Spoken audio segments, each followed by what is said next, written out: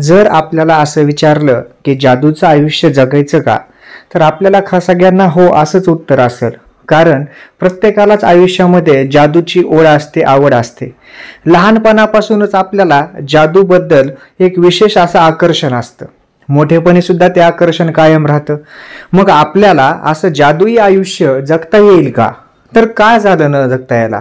याचं कारण म्हणजे एक की जर आपण देवावर किंवा एखाद्या श्रद्धेवर जर विश्वास ठेवला, एखाद्या गोष्टीवर जर आपली श्रद्धा ठेवली आणि त्या प्रमाणात जर आपलं काम केलं, तर खरंच आपल्याला आयुष्यामध्ये एवढा आनंद मिळतो, एवढ्या गोष्टी कळत न कळत उलगडत जातात आणि तीच आयुष्याची जादू असते.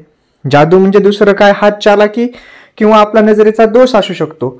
परंतु ज्या वेळेस आपण ईश्वरावर विश्वास ठेवतो, देवाची भक्ती करतो, पुण्यफळ वाढवतो, आपलं अध्यात्माचा स्वीकार करतो, चांगुलपणानं वागतो, त्यावेळेस हा दोष वगैरे आपल्या डोळ्यांचा नसतो, तरी तर खरी जादू मिळते पाहायला. कारण नामस्मरणाची जर शक्ती आपण रोज जोपासत गेलोत, भक्ती मार्गाचा जर अवलंब केला, तर ही जादू आपल्याला आयुष्यामध्ये दररोज भेटणार.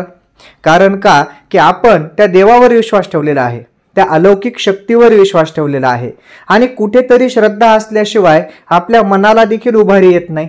डिप्रेशनच्या अवस्थेमधून किंवा मानसिकतेतून खचलेल्या अवस्थेमधून जर बाहेर पडायचं असेल, तर हीच जादू आपल्याला उपयोगाला येते, जी की नामस्मरणामध्ये असते.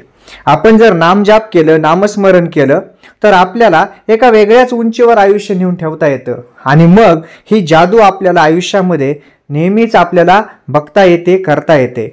कारण अशा प्रकारचं जगलेलं आयुष्य हे आनंददायी, सुखदायी आणि आपल्या सर्व गोष्टींना परिपूर्ण करणारं असतं.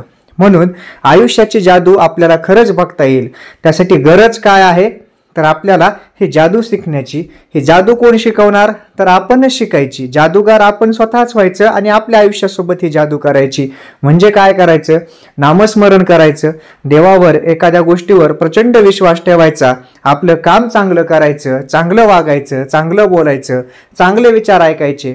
असे वाईट विचार ऐकून आपल्या मन वाईट करून घ्यायचं नाही किंवा मनाचे ग्रह कलुषित करून घ्यायचे नाहीत की अशा ज्या वाईटानं आपण एखाद्याविषयी चांगलं नाही विचार करू शकत.